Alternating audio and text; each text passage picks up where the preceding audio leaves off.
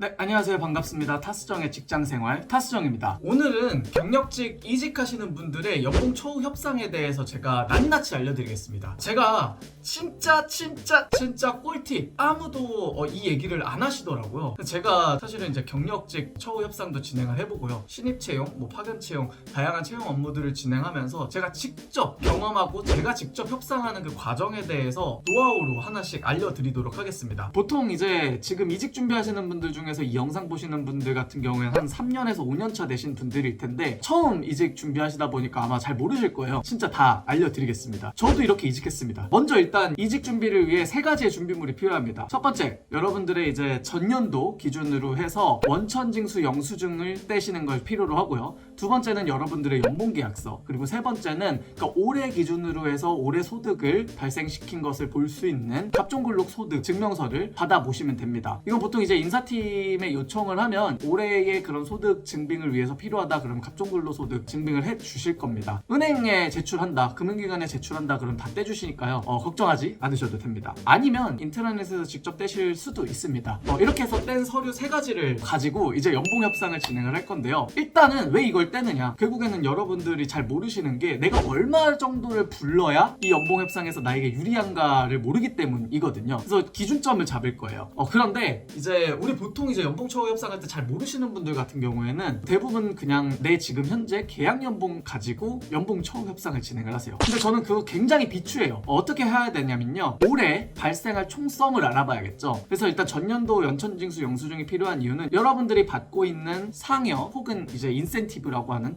PSPI, 그리고 현금성 복지, 예를 들면 기념인 상품권 아니면 복지 포인트 이런 것들이 많이 있잖아요. 이런 것들도 다 여러분들의 소득에 포함이 되는 겁니다. 이것들의 총 금액을 여러분들이 아셔야 돼요. 그러려면 이제 원천징수 영수증을 전년도 걸 떼시면 이제 거기에 상여라는 항목에서 그런 것들을 확인하실 수 있고, 아니면은 전년도에 내가 발생한 그 연봉 있잖아요, 원천징수 영수증에 찍힌 그 금액에서 연봉을 빼면 됩니다. 그러면은 남은 금액이 여러분들이 받고 있는 상여 혹은 복지, 부가적인 기타 수입원이 되겠죠. 이러한 부가적인 수입원을 바탕으로 올해 연봉, 여러분들 올해 연봉 계약하셨잖아요, 그거를 포함시켜보세요. 그러면은 대략적으로 내가 올해 어느 정도 받을 것인가에 대한 금액이 나오게 됩니다. 지난 영상을 확인해 보시면 좋을 것 같은데요, 연봉제나 혹은 호봉제와 관련된 내용을 자세하게 설명을 드렸습니다. 자, 제가 왜 상여를 포함해서 이렇게 금액을 전년도 기준으로 잡냐면요, 상여라는 게 올해 얼마 나올지를 알 수가 없잖아요. 그래서 전년도 기준에 나온 상여를 바탕으로 여러분들의 연봉 협상의 기준점을 잡는 겁니다. 그래서 올해 계약 연봉과 그리고 작년도 어느 정도 받은 상여금을 가지고 올해 내가 어느 정도 받을 수 있는지에 대한 기준치를 잡고 나서 이 금액을 바탕으로 연봉 협상을 진행하시는 겁니다. 물론 만약에 3월 혹은 4월 정도 만약에 분기 단위로 이제 상여금이 나오는 회사다, 그러면 그 갑종 근로소득 올해 거 제가 떼라고 하셨잖아요. 그걸 보시면은 월별로 나오는 아마 금액들이 있을 거고요, 그 상여가 나온 달에는 더 많은 금액들이 찍히게 됩니다. 그쵸? 월급에서 그 금액만큼 마이너스하면 여러분들의 상여가 나올 거고요, 그걸 분기별로 혹은 반기별로 곱하면 연간 받을 수 있는 여러분들의 상여금이 나오겠죠. 그걸 이제 여러분들의 연봉에 썸을 해서 더하는 거고요. 추가로 이제 복지성으로 받는 그런 포인트들, 이런 것들도 다 여기에 포함을 시키시면 됩니다. 총썸으로 나온 금액으로 여러분들의 연봉 협상 기준 금액을 잡아야겠죠. 자, 여기서 끝난 것이 아닙니다. 여러분들이 고려하셔야 될 게 있는데요, 여러분의 연차나 혹은 여러분들의 지금 현재 회사에서의 상황입니다. 자, 예를 들어 볼게요. 여러분들이 우리 호봉제로 그냥 퉁쳐서 이야기를 말씀을 드릴게요.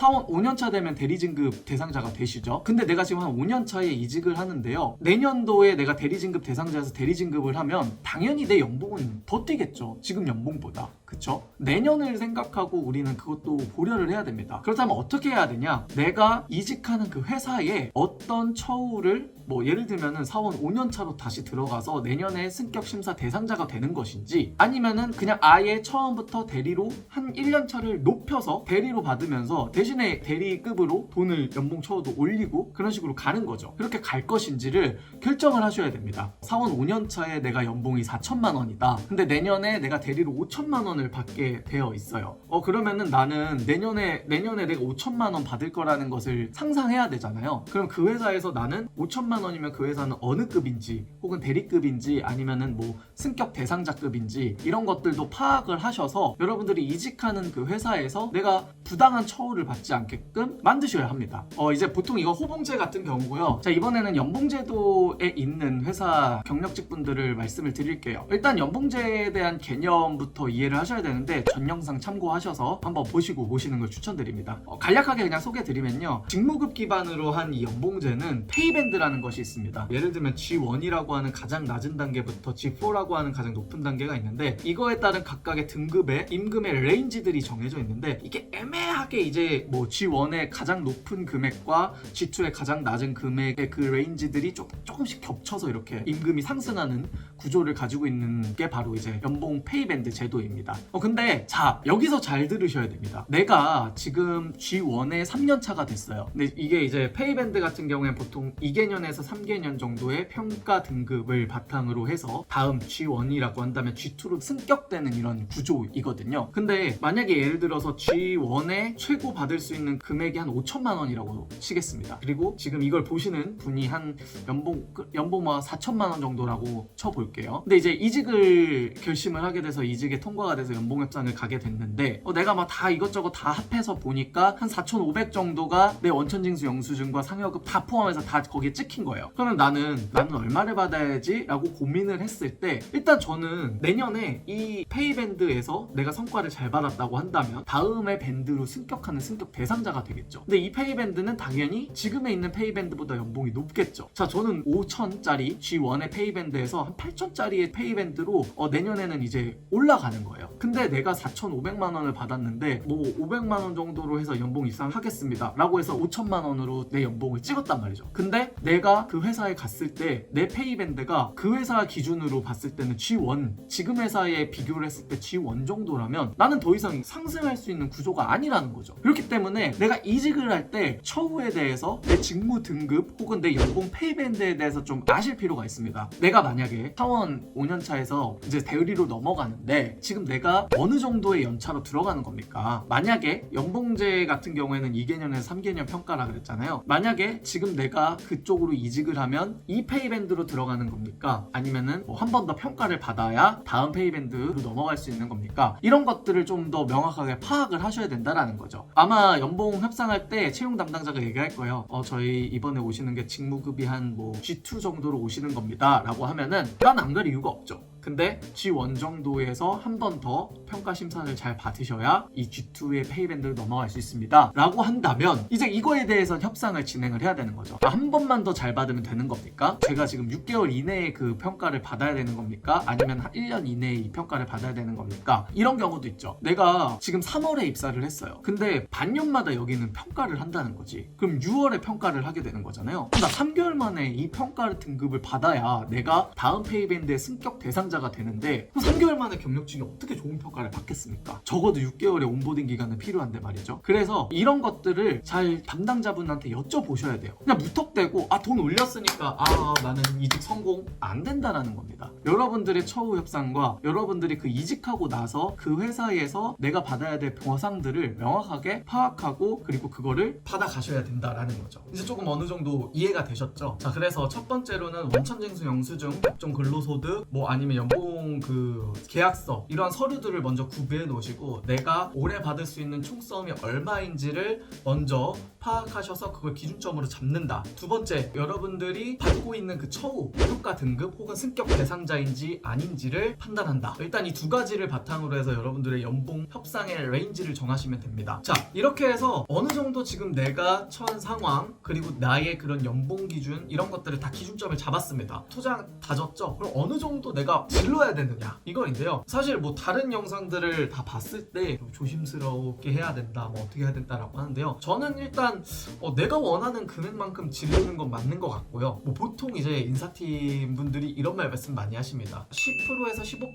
정도면 진짜 많이 뛰는 거예요 라고 이야기를 합니다. 자, 그럼 연봉 5천이라고 하면은 10%면 500만 원 뛰는 거죠. 근데 우리 이거를 알아야 돼요. 여러분들은 지금 나를 세일즈하는 장사꾼이에요. 장사꾼은 본인의 마진을 많이 남겨야 되는 게 장사꾼의 목적이잖아요. 그러니까 나는 나의 마진을 많이 남겨야 되기 위해서 지금 인사 담당자, 채용 담당자와 협상을 하고 있는 거란 말이죠. 그렇기 때문에 나에 대한 몸값과 가치를 최대한 어필을 해야 됩니다. 그냥 제가 생각했을 때는 보통 1000 이상은 부르시는 것 같더라고요. 뭐 이런 종합적인 이야기들을 한 다음에 나는 공채 출신이고 뭐 곧 승격 대상자고 뭐 이번에 성과평가 잘 받았고 상여금 이만큼 나오고 막 하면서 이제 얘기를 쭉 하세요. 그 다음에 회사 얼마 원하십니까? 라고 하면 이제 1000 이상에 대한 그 금액을 말씀을 주시는 거죠. 물론 이 1000 이상이 좋냐 아니냐를 따질 수는 없어요. 왜냐면 회사마다 이 연봉에 본인이 가용할 수 있는 레인지 범위가 다릅니다. 왜냐 앞서 말씀드렸던 것처럼 그 기존의 회사에 다니시던 신입사원부터 다니시던 공채 출신들이 있잖아요. 그 회사의 기준에 맞는 페이밴드를 밟고 오신단 말이에요. 예를 들어서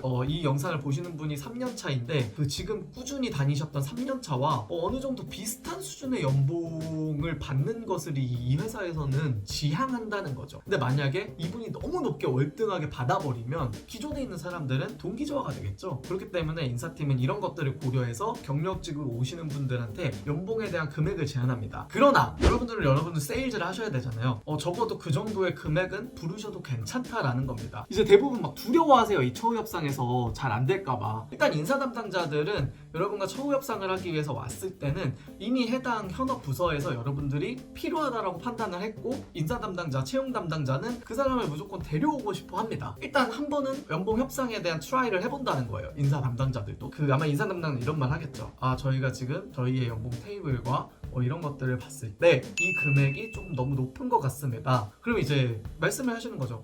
근데 저는 지금 제가 이 정도 받을 수 있을 것 같긴 한데 혹시 어느 정도의 가용 금액이 있으신지를 말씀 주시면 좋을 것 같다 라고 이제 제시를 해달라고 말씀을 드리는 거죠. 자, 협상의 노하우입니다. 저는 일단 어느 정도 내가 원하는지를 세게 질렀잖아요. 그럼 이제 너가 가져올 수 있는 금액을 나한테 제시해봐 라는 거예요. 아마 채용 담당자들이 본인의 이제 금액을 딱 얘기를 할 거예요. 이제 연봉 협상 들어가기 전에 그 채용 담당자도 본인이 가져온 금액을 가져올 거란 말이죠. 너무 생각보다 터무니없이 낮다 그러면은 사실은 그거는 좀 아닌 것 같아요. 보통 어느 정도 납득이 될 만한 금액의 수준을 말씀을 주시거든요. 뭐 계약 연봉보다는 그래도 한 훨씬 더 높게 준다든지 뭐 이런 식으로 해서 이야기를 할 거란 말이죠. 자 그러면은 이제 그거에 대해서 협상을 해야 되는 거죠. 제가 생각해서 너무 낮은데 한번 해당 팀에 조금 더 잘 말씀드려보고 그 다음에 좀 이야기를 주셨으면 좋겠다. 그리고 이제 전화를 끊는 겁니다. 그러면 이제 뭐 알아서 채용 담당자분께서 그럼 저도 한번 말씀을 드려보겠습니다. 이러고 나서 1차 협상 끝나는 거예요. 그리고 뭐 2차, 3차 협상을 계속 진행하면서 좀 고민을 해보시긴 하셔야겠죠. 왜냐면 그 채용 담당자가 계속해서 어쨌든 금액은 올려갈 건데 어느 정도 적정 수준이 맞춰지는 협의점을 만드는 것도 이제 협상의 기술이니까요. 그거에 대해서는 이제 이 영상을 보시는 분들이 태도적인 측면이나 난 인사 담당자들한테 좋은 어필을 하고 있고 그렇기 때문에 인사 담당자가 이 사람은 내가 좀 숙이더라도 좀 놓쳐선 안 돼 라고 해서 인사팀장님한테 가가지고 좀 이 정도의 연봉 레인지는 좀 받아볼 수 있을 것 같습니다 라고 할 때까지 잘 보이면서 최대한 협상으로 끌고 나가시면 됩니다. 훨씬 더 좀 실질적인 노하우지 않나요? 이거 인사팀 형들한테 혼나겠는데? 여기까지는 이제 제가 실제로 이제 연봉 협상을 진행하면서 채용 담당자로서 제가 실제로 경험하고 저도 이직을 경험하면서 이제 했던 협상에 대한 노하우들인데요. 사실은 이걸 알려주는 분들이 많이 없어요. 왜냐면 이거 영업비밀이잖아요. 채용 담당자들의 영업비밀인데 대부분 이렇게 많이 하시거든요. 경력 이직하실 때 조금이나마 나에 대한 조금 가치를 조금 더 인정받으실 수 있었으면 좋겠고요. 알고 보니 들어왔는데 너무 터무니없게 낮게 들어왔다 이러면은 직장 생활에 대한 동기부여가 되지 않잖아요. 그래서 이 부분들에 대해서 이 영상을 보시는 분들께서 딱 잘 만들어 가지고 여러분들의 연봉을, 처우를 그리고 동기부여를 잘 이끌어 가시길 바라겠습니다. 추가적인 궁금한 사항이나 이런 거는 댓글로 남겨주시면 제가 그거에 대해서 좀 더 말씀을 드리도록 할게요. 오늘 사실 조금 이제 두서없이 말씀을 드리긴 했는데 제 주변 지인분들이 많이 경력 이직하면서 저한테 궁금하다라는 내용들을 주셨고 이런 말씀을 드리니까 되게 좋아하시더라고요. 그래서 주변 분들한테도 지금 경력 이직하시는 분들한테도 이 영상을 공유해 주시면 더 좋을 것 같습니다. 오늘 내용이 좋았다면 좋아요, 구독, 댓글, 알림 설정 부탁드리도록 하겠습니다. 이상으로 타스정의 직장생활 타스정이었습니다. 저희 일터뷰라는 프로그램도 진행을 하고 있는데요. 많은 관심과 참여 부탁드리겠습니다. 감사합니다.